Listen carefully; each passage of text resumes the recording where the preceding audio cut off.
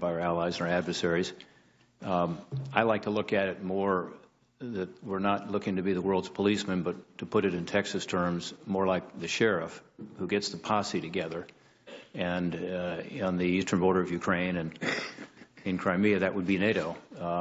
And although Ukraine not a member of NATO, that region relies on it. And those countries need leadership. And with regard to Syria, I think it's the Kurds, it's the Sunni countries in the neighborhood, and so it's the posse. And in the South China Sea, where China has been increasingly aggressive, I think it's the Pacific Rim countries who, as you know, are very nervous. But they're looking for leadership, and that security umbrella we've provided since World War II has kept the peace. So I hope that's consistent with what you have told me in private and what you're saying here publicly today. And I think there's an opportunity as well as a sacrifice related to your service. As we talked about in our meeting, a number of my constituents in my home state of Ohio have family ties to Eastern Central Europe, including Ukraine, very interested in those issues. As a result, I've gotten much more deeply involved in those issues over the last several years, including traveling to that region. And my questions are going to focus a lot on that. First on NATO, just to be clear, because I know there was some discussion about NATO earlier, and particularly Article 5, which reads an armed attack against one or more member shall be considered an attack against them all. Can you just clarify that you believe Article 5 creates a binding obligation to assist any member of the alliance who's a victim of aggression, regardless of their size or geolocation?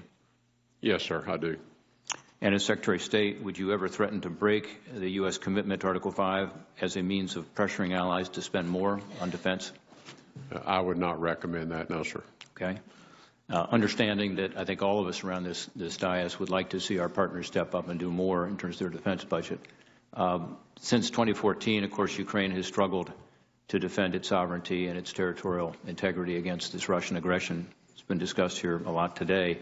One point that has not been discussed in the way I think it ought to be is the fact that back in 1994, the United States, Britain, Russia, and Ukraine signed an agreement, the Budapest Memorandum, which said that when Ukraine regained its independence following the collapse, having possessed at that time the world's third largest nuclear arsenal, that in exchange for giving up that nuclear arsenal, that we would assure Ukraine's sovereignty and territorial integrity.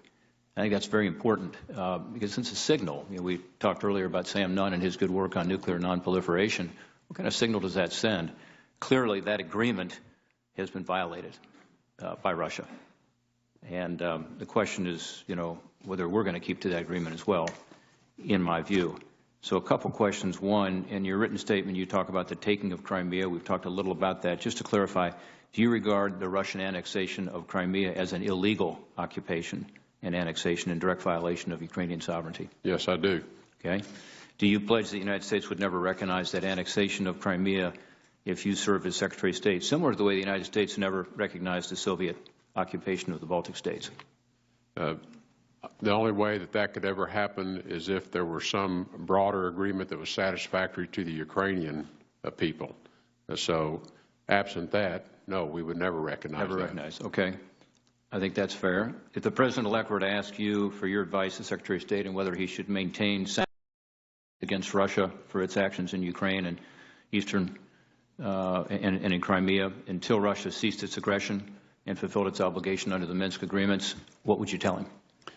As I indicated in answer to a question earlier, I would recommend maintaining the status quo until we are able to engage with Russia and understand better what their intentions are. Does that mean keeping the sanctions in place? Yes, sir. As Russia continues arming, training, organizing, and fighting alongside the separatists in eastern Ukraine, do you support providing defensive lethal assistance so Ukrainians can defend themselves? I think it's important that we support the Ukrainians in all ways to protect themselves from any further expansion or aggression. I'm hopeful that ceasefires will hold, but in the absence of that, then I think it's important for us to support them in their ability to defend themselves. So you would provide them with defensive lethal weapons to be able to defend themselves? That would come in consultation through the National Security Council and certainly would require the input of others, but I would support that.